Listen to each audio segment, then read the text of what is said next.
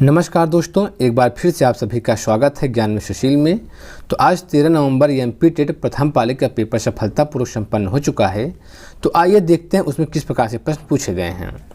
पहला जो प्रश्न है, एक शिक्षक सामान्यतः विद्यार्थियों को अलग अलग कार्य देता या देती है, तो वह यह विश्वास करता या करती है, क्या विश्वास करती है? इसका जो सही आंसर होगा, आंसर यहाँ पे टू करेक्ट होगा। यह विद्यार्थियों में प्रतिस्पर्धा को बढ़ाता है, यह विद्यार्थियों में प्रतिस्पर्धा को बढ़ाता है। ऑप्शन टू यहाँ पे करेक्ट है। अगला प्रश्न देखिए, प्राथमिक कक्षा में सकारात्मक वातावरण निर्मित करने के लिए एक शिक्षक को, तो प्राथमिक कक्षा में अगर सकारात्मक वातावरण निर्मित करना है, शिक्षक को क्या करना चाहिए?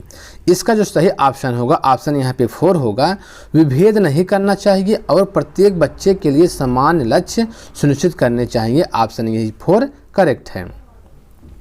अगला प्रश्न देखिए, सर्व शिक्षण सहायक सामग्री का उपयोग निम्नलिखित में से किसके लिए किया जा सकता है? जो सर्व शिक्षण सहायक सामग्री है, किसके लिए उपयोग किया जा सकता है? इसका जो सही आंसर होगा, आंसर यहाँ पे 1 होगा। बच्चों के लेखन सुधारने हेतु, बच्चों के लेखन सुधारने हेतु किया जा सकता है। ऑप्शन यहाँ पे 1 करेक्ट है। अगला क्वेश्चन देखिए, भाषा अर्जित करने में वाइगोस्की ने किस पर सबसे अधिक बल दिया है? तो भाषा अर्जित करने में वाइगोस्की ने सबसे अधिक किस पर बल दिया है? तो इसका जो सही आंसर होगा, आंसर यहाँ पे 2 होगा। समाज में होने वाले भाषा प्रयोगों पर, समाज में होने वाले भाषा प्रयोगों पर अधिक बल दिया है। ऑप्शन यहाँ पे 2 करेक्ट है। अगला प्रश्न देखिए, कहानी, कविता, गीतों और नाटकों के माध्यम से बच्चे, तो कहानी, कविता, गीतों और नाटकों के माध्यम से बच्चे क्या सीखते हैं? तो इसका जो सही आंसर होगा, आंसर यहाँ पे 3 सही होगा। अपनी सांस्कृतिक धरोहर से जुड़े रहते हैं, अपने सांस्कृतिक धरोहर होता है उसे क्या कहते हैं, जुड़ते हैं। ऑप्शन यहाँ पे 3 करेक्ट है। अगला प्रश्न देखिए, प्राथमिक स्तर पर बच्चों को भाषा सिखाने का सर्वोपरि उद्देश्य है। तो प्राथमिक स्तर पर बच्चों को भाषा सिखाने का सर्वोपरि उद्देश्य क्या है? इसका जो सही उत्तर होगा, उत्तर यहाँ पे 4 होगा। अपनी बात को दूसरों के समक्ष अभिव्यक्त करने की कुशलता का विकास करना, यही ऑप्शन यहाँ पे करेक्ट है। अगला प्रश्न देखिए, शब्दों के अर्थ स्पष्ट करने की अपेक्षाकृत ज़्यादा बेहतर पद्धति है। ध्यान समझिए, शब्दों के अर्थ स्पष्ट करने की अपेक्षाकृत ज़्यादा बेहतर पद्धति है। तो शब्दों को स्पष्ट करने की जो बेहतर पद्धति है, कौन सी है यहाँ पे? इसका जो सही आंसर होगा, आंसर यहाँ पे 2 होगा। वाक्य प्रयोग द्वारा बच्चों को अर्थ का अनुमान लगाने का अवसर देना। ऑप्शन यहाँ पे 2 करेक्ट है। अगला प्रश्न देखिए, भाषा तब सबसे सहज और प्रभावी रूप से सीखी जाती है जब, मतलब कि भाषा तब सबसे सहज और स्वाभाविक रूप से सीखेंगे जब क्या हो? तो इसका जो सही आंसर होगा, आंसर यहाँ पे 3 करेक्ट होगा। भाषा प्रयोग की दक्षता प्रमुख उद्देश्य हो, भाषा प्रयोग की दक्षता का क्या प्रमुख उद्देश्य हो? ऑप्शन यहाँ पे 3 करेक्ट है। अगला प्रश्न देखिए, भाषा अर्जन है, भाषा अर्जन है, तो भाषा अर्जन क्या है? भाषा अर्जन प्रयासपूर्ण होता है। क्या होता है? प्रयासपूर्ण होता है। जो भाषा अर्जन होता है प्रयासपूर्ण होता है। ऑप्शन यहाँ पे 4 करेक्ट है। अगला प्रश्न देखिए, निम्न में से क्या बच्चे के सामाजिकरण में प्रमुख भूमिका निभाता है? तो बच्चे के सामाजिकरण में प्रमुख भूमिका क्या निभाता है? इसका जो सही उत्तर होगा, उत्तर यहाँ पे 1 होगा, खेल कूद होगा। ठीक है, खेल कूद जो होता है बच्चे के सामाजिकरण में प्रमुख भूमिका निभाता है। ऑप्शन यहाँ पे 1 करेक्ट है। अगला प्रश्न देखिए, बच्चों के सामाजिकरण में शिक्षक की भूमिका होती है। तो बच्चों के सामाजिकरण में शिक्षक की भूमिका क्या होती है? इसका जो सही आंसर होगा, आंसर यहाँ पे 1 करेक्ट होगा। उसका बौद्धिक विकास करना, जो शिक्षक होता है बच्चों का बौद्धिक विकास करने में सहायक करता है। ऑप्शन यहाँ पे 1 करेक्ट है। गणित के नियम व निष्कर्ष होते हैं। तो गणित के नियम व निष्कर्ष कैसे होते हैं? तो गणित के नियम व निष्कर्ष कहते हैं उपरोक्त में से कोई नहीं। ठीक है, वस्तुनिष्ठ भी नहीं होता, सार्वभौमिक भी नहीं होता, वस्तुनिष्ठ व सार्वभौमिक दोनों है, उपरोक्त में से कोई नहीं। ठीक है, यहाँ पे ऑप्शन यहाँ पे 4 करेक्ट है। अगला प्रश्न, विद्यार्थी गणित की संकल्पनाओं और सिद्धांतों के अर्थ को समझता है, तो यह अधिगम के किस उद्देश्य की प्राप्ति है? तो गणित जो बालक होता है गणित की संकल्पनाओं और सिद्धांतों को यदि अर्थ को समझता है तो किस अधिगम को प्राप्त करता है? वह अवबोधन को प्राप्त करता है। यहाँ पे ऑप्शन 4 करेक्ट है। ठीक है, अगला प्रश्न देखिए, गणित को कहा जाता है, गणित को कहा जाता है, तो गणित को क्या कहा जाता है? तो गणित को जो है मस्तिष्क का व्यायाम कहा जाता है। क्या कहा जाता है? मस्तिष्क का व्यायाम कहा जाता है गणित को। ऑप्शन यहाँ पे 4 करेक्ट है। अगला प्रश्न देखिए, योजना एक उद्देश्यपूर्ण क्रिया है। योजना क्या है? एक उद्देश्यपूर्ण क्रिया है जिसे मन लगाकर सामाजिक वातावरण में पूरा किया जाता है। गणित शिक्षण की योजना विधि की उक्त परिभाषा किसने दी है? तो यह परिभाषा किसने दी है? यह परिभाषा किलपैट्रिक ने दी है। किसने दी है? किलपैट्रिक ने दी है। ऑप्शन यहाँ पे 1 करेक्ट है। गणित शिक्षण में पाठ्यक्रम का निम्न में से कौन सा एक महत्व नहीं है? तो कौन सा एक महत्व नहीं है? इसका जो सही ऑप्शन होगा, ऑप्शन यहाँ पे 3 करेक्ट होगा, मनोवैज्ञानिक आवश्यकताओं की पूर्ति हेतु। मनोवैज्ञानिक आवश्यकताओं की पूर्ति हेतु ऑप्शन यहाँ पे 3 करेक्ट है। अगला प्रश्न देखिए, निम्न में से क्या एक गणित शिक्षण में अभ्यास कार्य का महत्व नहीं है? निम्न में से क्या एक, आपको एक बताना 4 में से गणित शिक्षण में अभ्यास कार्य का महत्व नहीं है। तो कौन सा इसमें जो होता है अभ्यास कार्य का महत्व नहीं है?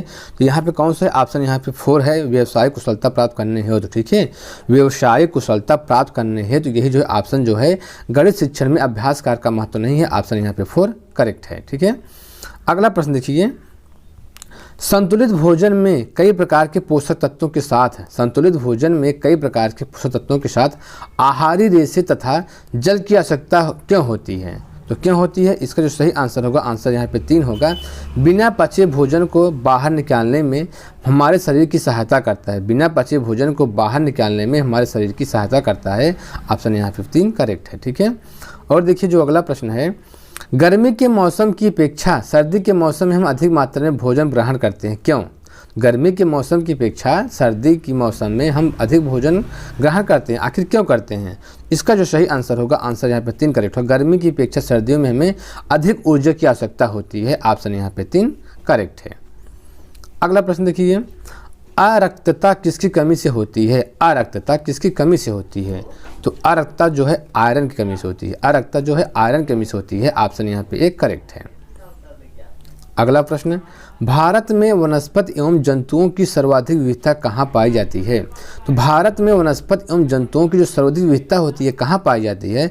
इसका जो सही आंसर होगा, आंसर यहाँ पे 2 करेक्ट होगा, पश्चिमी घाट में पाई जाती है। ऑप्शन यहाँ पे 2 करेक्ट है। आवास में जैविक घटक हैं, आवास में जैविक घटक क्या हैं?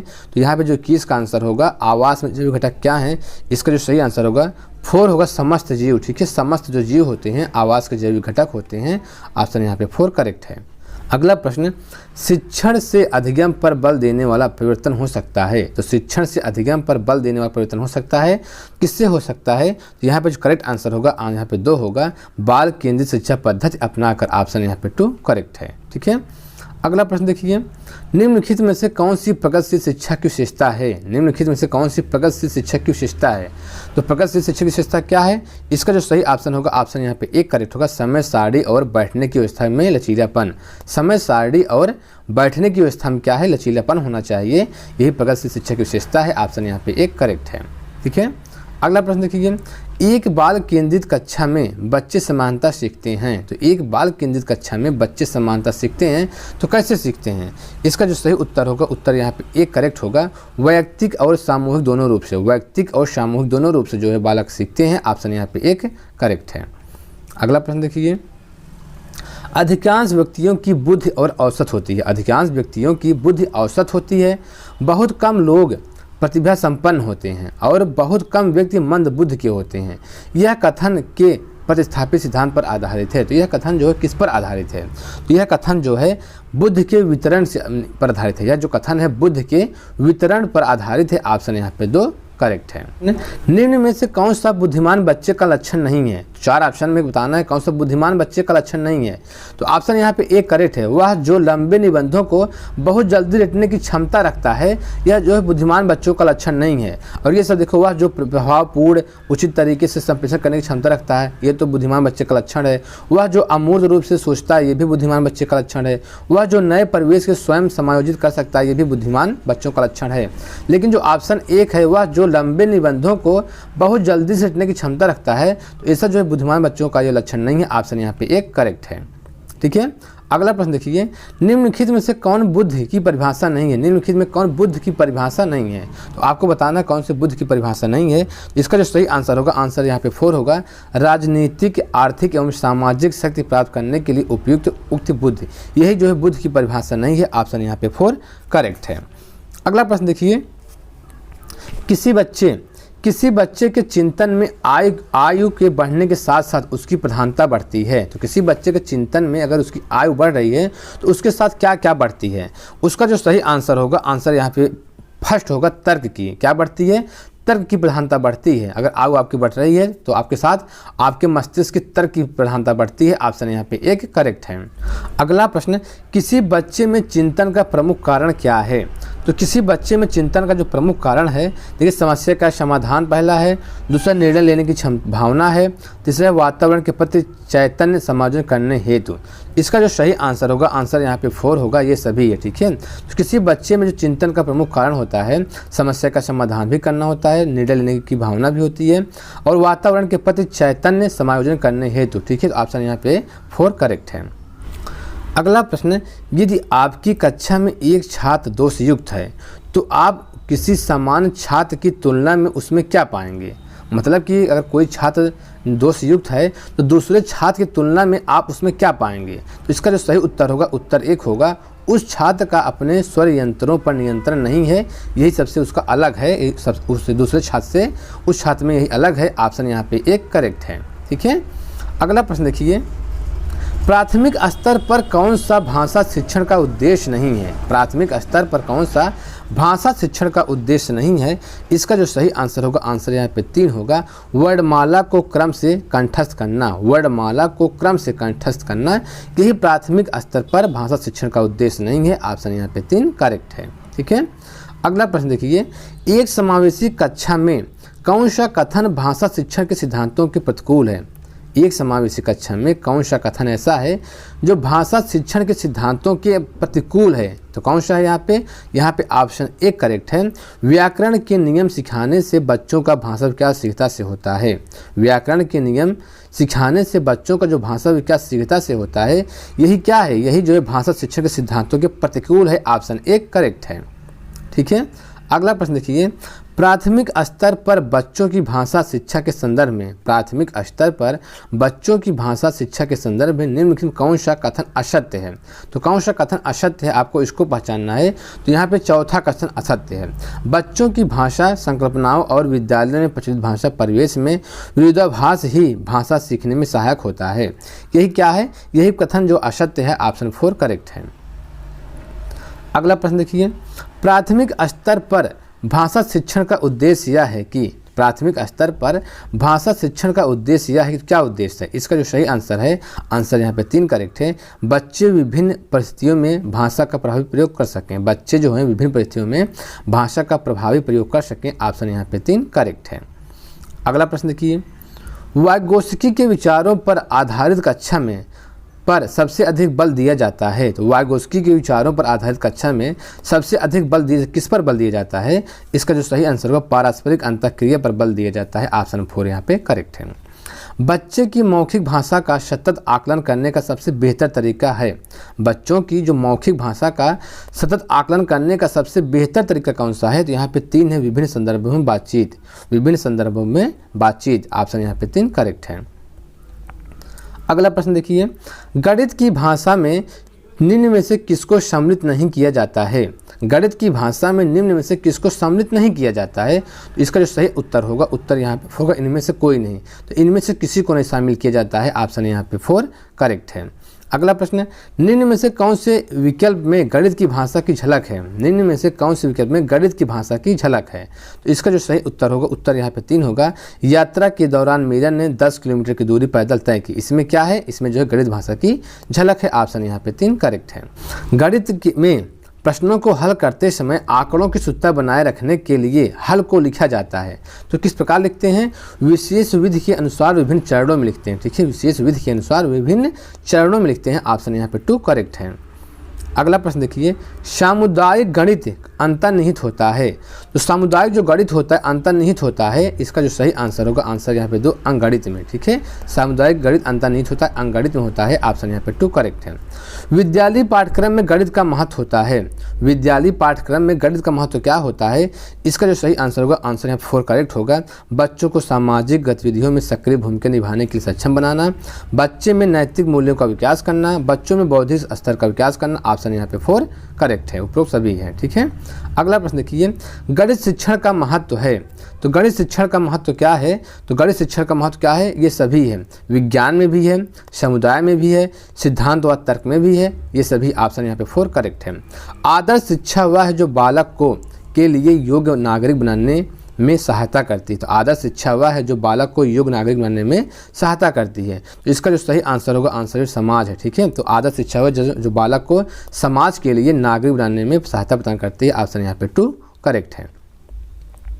अगला प्रश्न देखिए, गणित शिक्षण में गणित शिक्षक की क्या भूमिका होती है। गणित शिक्षण में गणित शिक्षक की क्या भूमिका होती है, इसका जो सही आंसर होगा, आंसर ये सभी भी होगा। निर्देशक भी होता है, दार्शनिक भी होता है, मित्र भी होता है। ऑप्शन यहाँ पे 4 करेक्ट है।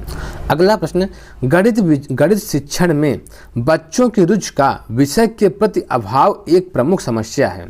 विषय में छात्रों की रुचि पैदा करने के लिए आप निम्न में से क्या एक प्रभावी तरीके अपनाएंगे। तो गणित में रुचि पैदा करने के लिए क्या एक प्रभावी तरीके अपनाएंगे, इसका जो सही आंसर होगा, आंसर यहाँ पे 4 होगा। खेल विधि से शिक्षण करवाएं।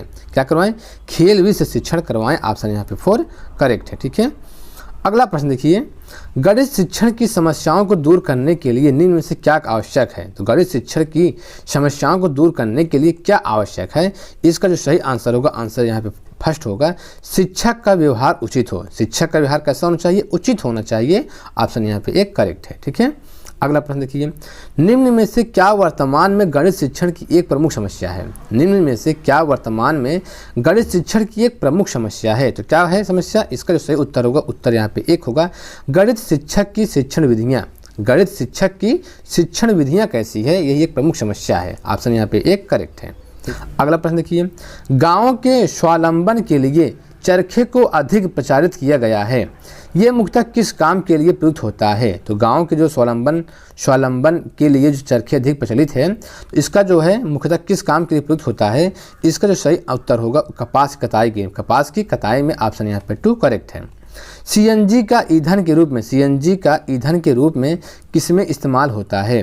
तो किसमें इस्तेमाल होता है, यहाँ पे वाहनों एवं उद्योग में। किसमें होता है, वाहनों एवं उद्योग में। ऑप्शन यहाँ पे 4 करेक्ट है। ठीक है, और देखिए जो अगला प्रश्न है, पर्यावरण अध्ययन के अंतर्गत निम्नलिखित में से किस विषय का अध्ययन किया जाना चाहिए। तो पर्यावरण अध्ययन के अंतर्गत निम्न में से किस विषय का अध्ययन करना चाहिए, इसका जो सही आंसर होगा 4, भूगोल का भी करना चाहिए, स्वास्थ्य एवं पोषण का भी करना चाहिए, जीव विज्ञान का भी करना चाहिए, उपरोक्त सभी। ऑप्शन यहाँ पे 4 करेक्ट है। देखिए जो लास्ट प्रश्न है पर्यावरण का, पर्यावरण अध्ययन का बालक के भविष्य में क्या संबंध है। पर्यावरण अध्ययन का बालक के भविष्य से क्या संबंध है, इसका जो सही उत्तर होगा, उत्तर यहाँ पे 1 करेक्ट होगा। बालक भविष्य में एक व्यक्ति के रूप में अपने पर्यावरण में ही जीवन यापन करेगा। ठीक है, ऑप्शन यहाँ पे फर्स्ट करेक्ट है। तो ठीक दोस्तों, इस वीडियो में इतना ही।